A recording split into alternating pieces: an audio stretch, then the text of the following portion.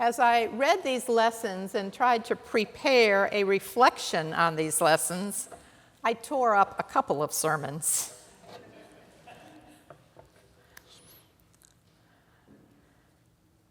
I remember one day waking up. It was a summer morning a few years ago, and I was visiting in a town I hadn't been before, and I heard a faint sound drifting in from outdoors. It would get louder and then softer. There was music and some soft singing, but I couldn't decide where it was coming from. And soon it drifted off. But I kept hearing it. You know how you hear something over and over again? And something about that was so beautiful. It was mystery. That's something that invites one deeper. Later in the morning, I thought I heard it again, faint at first and then getting louder and louder. This time I looked out the windows and finally I saw a line of people walking down the road singing. Again, the sound was so lovely. I tried to explain what I had seen and what I heard to a friend, and I didn't have the right words really to convey what I was hearing. I tried this and that, but they didn't fit. And then I said, pilgrims. It sounded like people on pilgrimage. And I've been on quite a few pilgrimages, and that is what it felt like. Mystery surrounds pilgrimage. There's music and laughter and love and something deeper. And it got me thinking about the people who were following Jesus. All these people kept following Jesus, and they had seen the signs that he was doing for the sick. And as they followed him, I'm sure there was music and laughter and conversation, love flowing, and they were being drawn to follow by something deeper. Did they sense the mystery? Is that why they followed? Did they feel part of something bigger than themselves? Looking out over the crowd, Jesus sensed that they would need more than just being present. They were going to be hungry. And out in the middle of the hillside, where would they buy bread? Philip doesn't know. He only knows that 6 months' wages would not be enough to feed them. Why was Jesus even asking him? But Andrew notices among all the people, he notices that there is a boy who has his lunch with him. 5 barley loaves and 2 fish. Next thing we know, Jesus is asking the folks to sit on the grassy area on the hillside. He has the loaves of bread and the fish in front of him. Wow, I wonder, did he invite the boy to share his lunch? Did he explain that he could help feed people if he would let Jesus take these loaves and bless them and share them? I hope he asked the boy if they could use them. And I wonder if the boy stood next to Jesus proudly as Jesus said a prayer of blessing over the loaves and the fish. Did he walk with Jesus as he distributed the bread and the fish? I keep thinking about that little boy. We know there was enough for everyone, enough food to feed everybody with 12 baskets left over.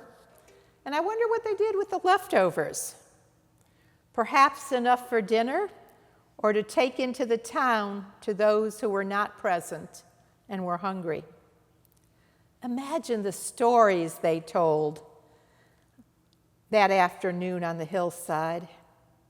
And imagine how hungry they were for someone to lead them, someone they could trust. Imagine if they could make him their king. And imagine what Jesus felt like when he sensed that this is what they were about. He withdrew to the mountain alone. Nothing about this was to be about him. Later that night, the disciples left the hillside together as they got into a boat and set sail. They may have been searching for Jesus, but not finding him. And they went on as it was becoming dark, and a storm seemed to have been brewing. After miles of rowing, they see Jesus walking on the water. Terrified by what they see, because they don't understand. And Jesus says, "It is I, do not be afraid." Or as a friend of mine says, a better translation for this is, "I am. In my being, God is present." Perhaps this is what the folks sense. They know that there's something different about Jesus, but they don't know what it is. They're drawn to this man who is mystery, and being who they are, a people that must do something, they want to make him king. For it is a power they see, and that is all they can equate with power, some type of ruler. For as yet they were following because of the healings they saw him do. They didn't understand that there was more. From their scriptures, they knew of other kings, especially David. Kingly power was the kind of power people understood. Not that they liked it, but it was what they knew. And today, we hear of David, the wonderful reading that Cinda gave, David's using his power to satisfy his own greed. Instead of being at war, as all the others were, he was at home. And he sees a beautiful woman. He finds out who she is. He wants her, and he sends for her. And he takes her to his bed.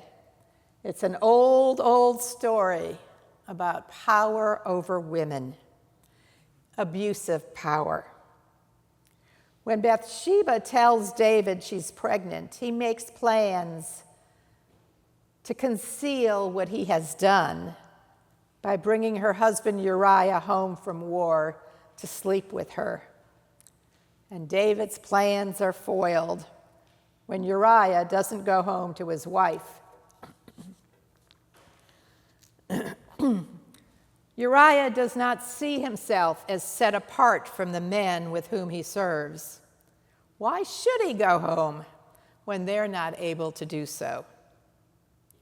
So David decides to send him back into battle, telling others to let him be at the front, alone, so he'll be killed. David is the king. People do what the king asks. The messengers who went to Bathsheba had no choice but to comply. And Bathsheba had no choice, even contrary to what some commentators say, and that she went, so she was going on her own initiative. But that is not true, because one did not say no to the king.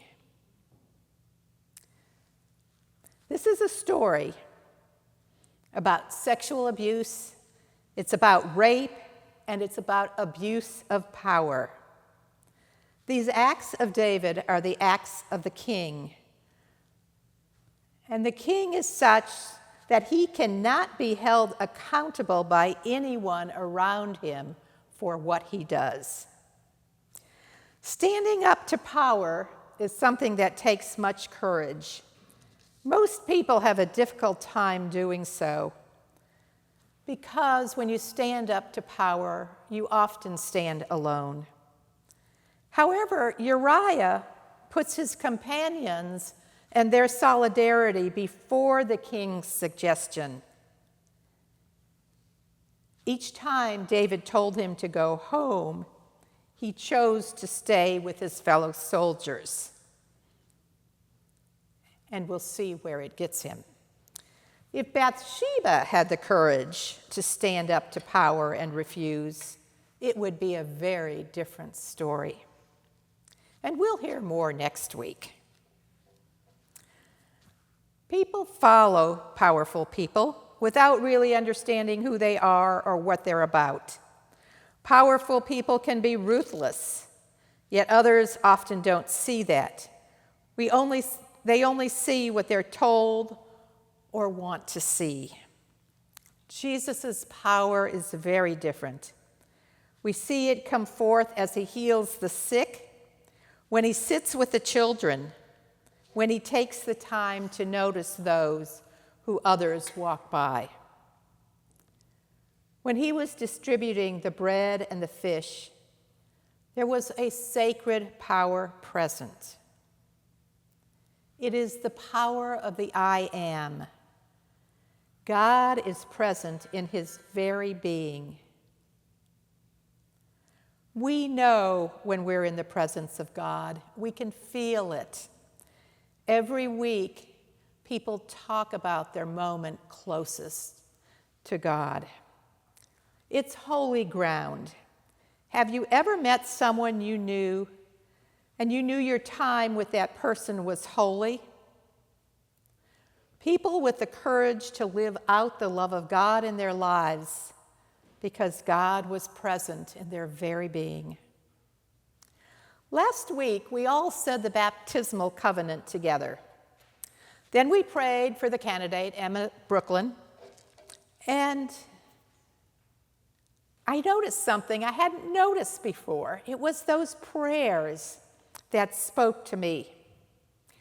We prayed for open hearts to grace and truth, to be filled with God's holy and life-giving Spirit, to love others in the power of the Spirit, and to go into the world in witness to God's love. While we proclaim our baptismal promises, often maybe 3 or 4 times a year, it's these prayers that sustain us and allow us to live into our promises. And while we prayed them for the candidate, I do believe that we were also praying them for each one of us. The author of Ephesians speaks of the power of an inner strength, the inner strength that comes from having Christ at the very center of one's being. Having Christ at the center tends to be strengthened daily with the power of love and gratitude. This power commits to going beyond saying yes to God and actually experiencing what it means to living in the Spirit.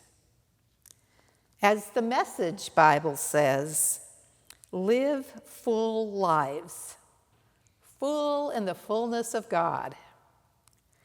God's power working in us is the Spirit, which moves deeply and gently at times, and at other times it's amazingly out there. The power of the Spirit working in us is love. Do we have the courage to live God's love and to be that love in the world?